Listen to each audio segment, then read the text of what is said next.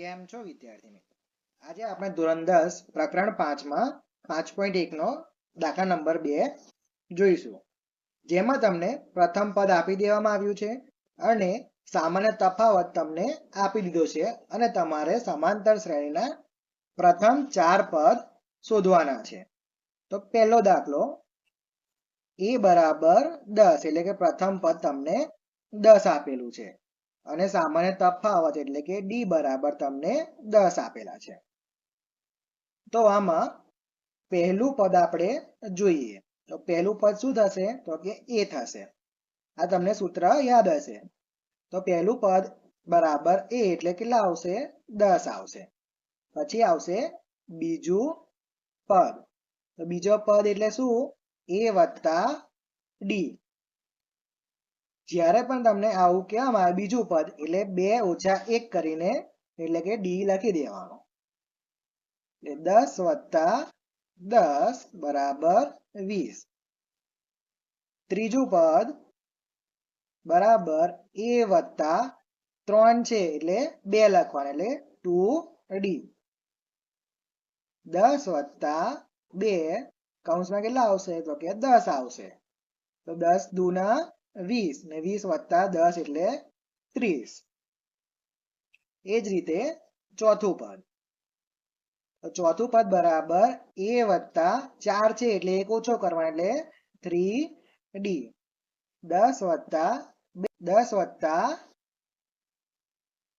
3 કૌંસમાં 10. 10 ગુણ્યા 3 એટલે 30 વત્તા 10 એટલે કે 40. તો આમ સમાંતર શ્રેણીના પ્રથમ 4 પદ કયા થશે?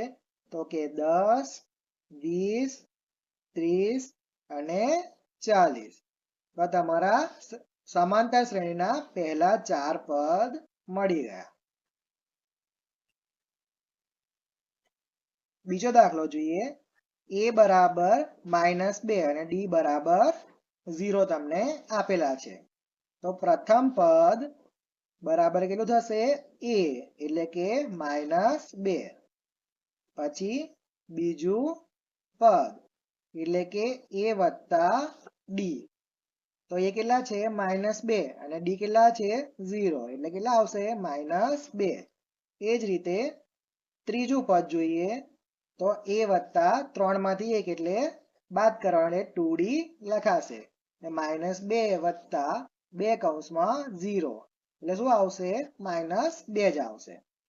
ચોથું પદ જોઈએ. હવે તો a વત્તા કેટલા આવશે? 4 માંથી 1 બાદ કરવાનો એટલે 3d. -2 વત્તા 3 કૌંસમાં 0 એટલે કેટલા આવશે? -2. તો અહીંયા ગાડી શ્રેણી તમે જુઓ તો શું આવશે? -2, -2, -2, -2. તો આ કેવી ગણાશે? સમાંતર શ્રેણી મળી ગઈ અને તેના 4 પદો આપણને મળી ગયા. ત્રીજો દાખલો a બરાબર 4 અને d બરાબર -3. તો પહેલું પદ એટલે કે a આવશે. a બરાબર આપણને 4 આપેલા છે. હવે બીજું પદ a વત્તા d એટલે કે 4 વત્તા -3. તો કેટલા આવશે? તો કે 1 જવાબ આવશે. 4 ઓછા 3 એટલે 1 જવાબ. હવે ત્રીજું પદ a વત્તા 3 છે એટલે 2d લખીશું. 4 વત્તા 2 કૌંસમાં -3.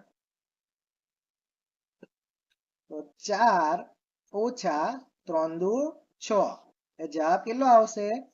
4 ઓછા 6 એટલે -2 જવાબ આવશે. એ જ રીતે ચોથું પદ જોઈએ. તો a વત્તા કેટલા આવશે? 4 છે એટલે 1 ઓછો કરવાનો એટલે 3d. 4 વત્તા 3 કૌંસમાં -3. તો 4 ઓછા 3 તારી 9. 4 માંથી -9 જાય એટલે કેટલા વધશે? -5. તો શ્રેણી તમને કેટલી મળી? તો કે 4, 1, -2 અને -5. તો આ 4 પદ આપણને મળી ગયા શ્રેણીના. હવે આગળનો દાખલો જોઈએ. ચોથો દાખલો a બરાબર -1 અને d બરાબર 1/2. તો પ્રથમ પદ આપણે જોઈએ તો a બરાબર -1 પ્રથમ પદ આપણને આપેલું છે. હવે બીજું પદ જોઈએ તો કે a વત્તા d એટલે -1 વત્તા 1/2. તો કેટલા આવશે? -1/2 તમારો જવાબ આવશે. એ જ રીતે ત્રીજું પદ જોઈએ તો a વત્તા કેટલા આવશે? તો કે 2d આવશે. એટલે -1 વત્તા 2 કૌંસમાં 1/2. બે બે કેન્સલ થઈ જશે એટલે -1 વત્તા 1. તો જવાબ શું આવશે? તમારો 0 જવાબ આવશે. તો કે ચોથું પદ. હવે તો a વત્તા કેટલા લખશું? 3d. તો -1 વત્તા 3 કૌંસમાં 1/2. -1 વત્તા 3/2. તો આમાં આપણે ચોકડી ગુણાકાર કરીશું એટલે આપણને શું મળશે? 1/2 તમારો જવાબ આવશે. -1 ગુણ્યા 2 કરશો એટલે -2 વત્તા 3/2 એટલે આપણો 1/2 જવાબ આવી જશે. તો શ્રેણી આપણને કઈ મળી? -1 -1/2 0 અને 1/2 આપણને શ્રેણી મળી. પાંચમા દાખલામાં તમને આપ્યું છે a બરાબર -1.25 અને d બરાબર કેટલું આપ્યું છે? -0.25. તો પ્રથમ પદ અથવા પહેલું પદ જોઈએ તો a બરાબર -1.25. બીજું પદ a વત્તા d. તો -1.25 વત્તા કૌંસમાં -0.25. તો -1.25 ઓછા 0.25 એટલે કેટલા જવાબ આવશે? બંનેનો સરવાળો થઈ જશે એટલે -1.50 તમારો જવાબ આવશે. ત્રીજું પદ જોઈએ તો કે a વત્તા 2d એટલે -1.25 વત્તા 2 ગુણાકારમાં -0.25 એટલે -1.25 ઓછા 25 દુ 50 એટલે -0.50. તો તમારો જવાબ કેટલો આવશે? તો કે -1.75. એ જ રીતે ચોથું પદ જોઈએ a વત્તા 3d -1.25 વત્તા 3 ગુણાકારમાં -0.25. જવાબ કેટલો આવશે? તો કે -2 તમારો જવાબ આવશે. તો તમને શ્રેણી કેટલી મળશે?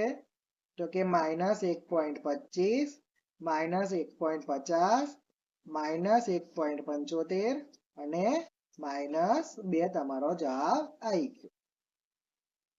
4 પદ શ્રેણીના આપણને મળી ગયા. અહીં તમારો પ્રશ્ન 2 પૂરો થાય છે.